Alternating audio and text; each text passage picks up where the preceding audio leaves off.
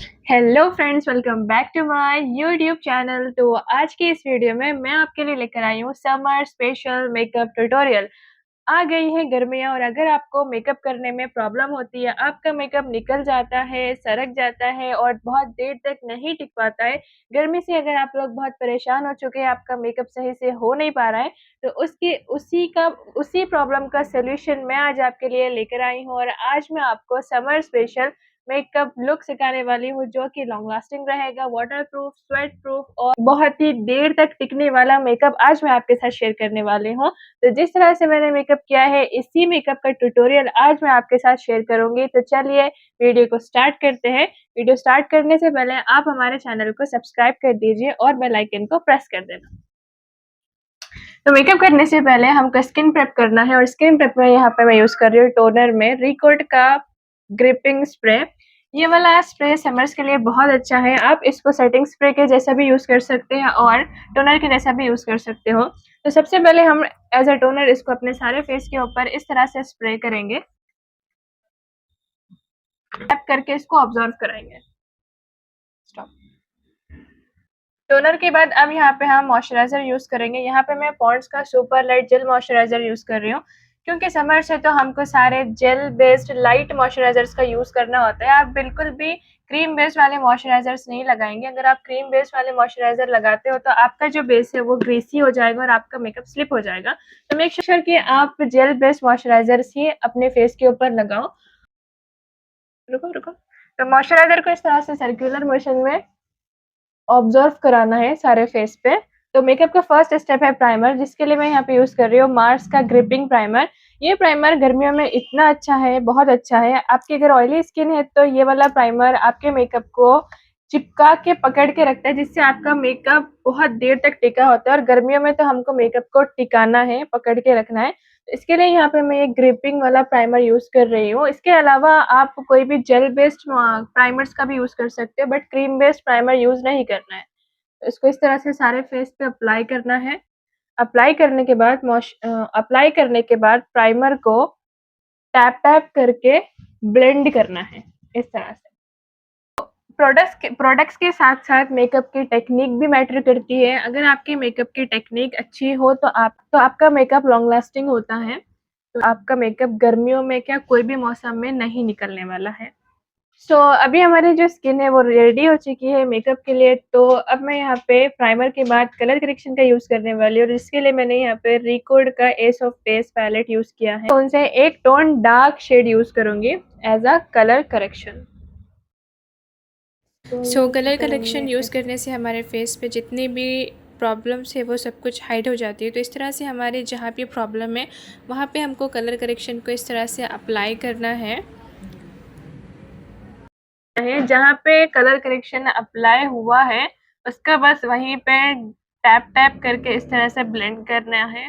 Colour correction के बाद अब यहाँ पे मैं फाउंडेशन यूज़ करूँगी। फाउंडेशन में मेबलिन फिट मी सुपर स्टे फाउंडेशन यूज़ कर रही हूँ, जो कि फाउंडेशन ये वाला फाउंडेशन बहुत लाइट वेट है और बहुत देर तक सेट रहता है। तो फाउंडेशन निकालने से पहले उसको इस तरह से शेक करना है और इस तरह के मिक्सिंग पैलेट में 2 पम्प्स हम फाउंडेशन लेंगे। 2 पम्प्स फाउंडेशन लेके उसको इस तरह से स्प्रेड करना है। स्प्रेड करने के बाद इनका शेड अपने स्किन के अकॉर्डिंग एग्जैक्ट सेम लेना है। अगर आप ज़्यादा गोरा होने के चक्कर में जाएँगे तो आपका जो मेकअप है वो ग्रे हो जाएगा। इसके लिए आपको एग्जैक्ट सेम शेड का फाउंडेशन चूज़ करना पड़ेगा और उसको इस तरह से ब्लेंड करना है। इस तरह से हमको सेक्शन वाइज़ फाउंडेशन को ब्लेंड करना है। क्वांटिटी बहुत कम यूज़ करनी है। जितना कम प्रोडक्ट लेके आप मेकअप अच्छा करोगे उतना ही आपका जो बेस है वो फ्लॉलेस लगेगा। तो देखिए इस तरह से।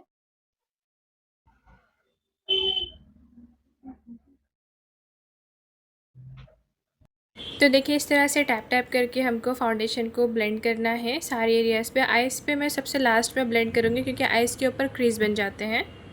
फाउंडेशन हमारा लग चुका है। फाउंडेशन के बाद अब हमारा नेक्स्ट स्टेप होता है कॉन्टूर का। तो इस तरह के डार्क कलर करेक्शन से हमको कॉन्टूरिंग करना है, जिससे हमारा फेस थोड़ा-सा पतला लगेगा।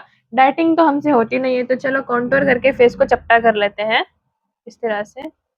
इस तरह से हमको नाक के ऊपर ऐसे शार्प लाइन बनाना है जिससे हमारी नोज़ एकदम पतली लगती है। कॉन्टूर करने से हमारे फेस पे एक नेचुरल शैडो क्रिएट होती है और जिससे हमारे फोटोज बहुत अच्छे आते हैं। तो अगर आपका चब्बी चब्बी और फैटी फैटी फेस है तो आपको कॉन्टूर करना ही करना है। Like this, blend blend blend blend blend, जहाँ पे लगाएंगे उधर ही ब्लेंड करना है।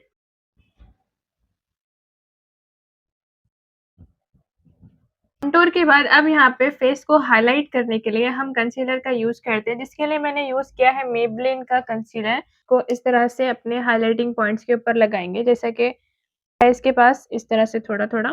कंसीलर की क्वांटिटी बहुत कम रखनी है। Bridge of the nose, forehead, lip and chin. फिर हमको इसको अच्छे से ब्लेंड कर लेना है। जहाँ जहाँ पे हमने अप्लाई किया है वहीं पे इसको अच्छे से ब्लेंड करेंगे।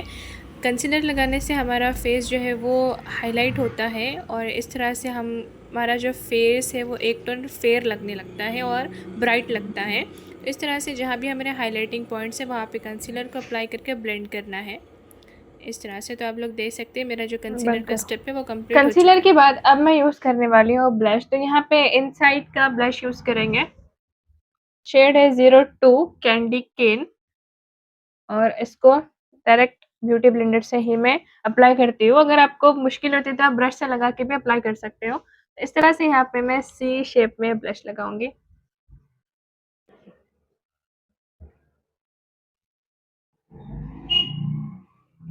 फिर मैं स्विस ब्यूटी का बनाना लूज पाउडर ले रही हूँ, इसको सेट करेंगे। सबसे पहले हमको आईज के पास सेट करना होता है क्योंकि यहाँ पे बहुत जल्दी क्रीज बन जाती है।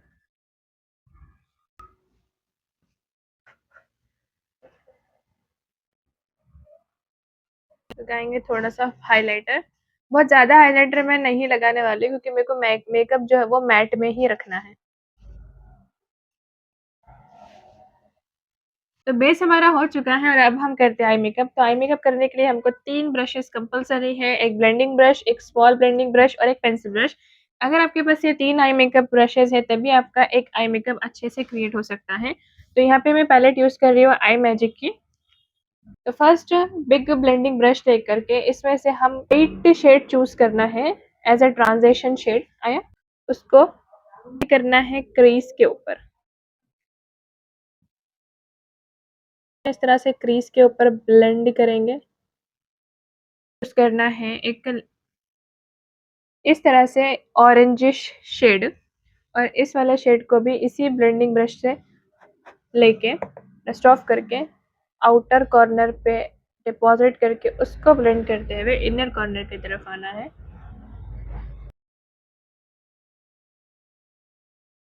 इसके बाद इस तरह का येलो शेड लेंगे और येलो शेड को inner corner of the eyes के ऊपर इस तरह से अप्लाई करेंगे और ब्लेंड करेंगे।